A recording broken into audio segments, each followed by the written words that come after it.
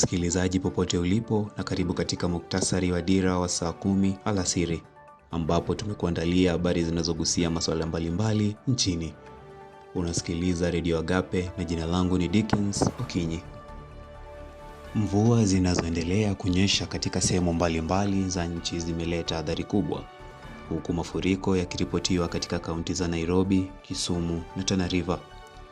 Barabara nyingi zimeharibika, madaraja yamevunjika na familia kadhaa zimetawanywa kutokana na maji yanayoendelea kufurika.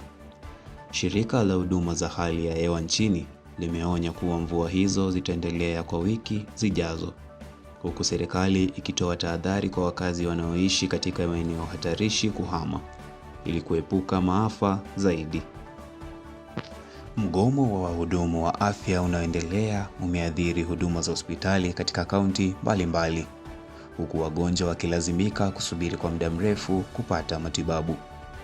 Madaktari na wauguzi wanashinikiza serikali kutekeleza makubaliano ya nyongeza ya mishahara na kuboresha mazingira ya kazi.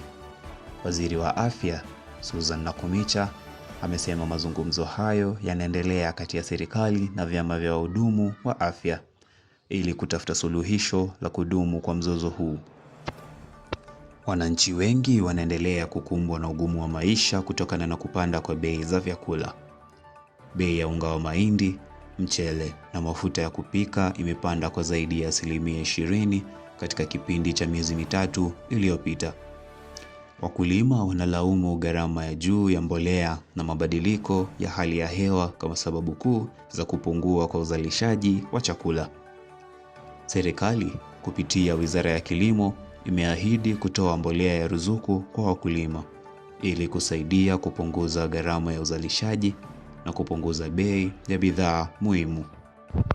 Serikali imetangaza mpango wa kupanua reli ya Nairobi Expressway ili kupunguza msongamano wa magari na kurahisisha usafiri wa jiji kuu. Waziri wa Uchukuzi, Kipchumba Murkomen, amesema kuwa ujenzi wa awamu ya pili wa reli hiyo utaanzia Westlands hadi Ruiru, hatua inayotarajiwa kupunguza muda wa kusafiri kwa maelfu ya wasafiri wa kila siku. Wakazi wa Nairobi wamepongeza hatua hiyo, lakini pia wameitaka serikali kuhakikisha kuwa gharama za usafiri hazipandi kutokana na mradi huo. Timu ya taifa ya soka Harambee Stars inajiandaa kwa mechi yao ya kufuzu kwa kombe la dunia mwaka 2026 dhidi ya Ivory Coast. Kocha mkuu Engin Firat amesema kuwa timu ina morali ya juu na wachezaji wako tayari kupambana kwa ajili ya taifa. Mashabiki wa soka nchini wanatarajia matokeo mazuri, huku wadau wa michezo wakihimiza serikali kuwekeza zaidi katika soka ili kuimarisha viwango vya mchezo huo nchini. Jiunge nasi katika habari za saa 1 usiku kwa ufafanuzi zaidi. Zidi kusikiliza Radio Agape kwa burudani na habari za kuaminika.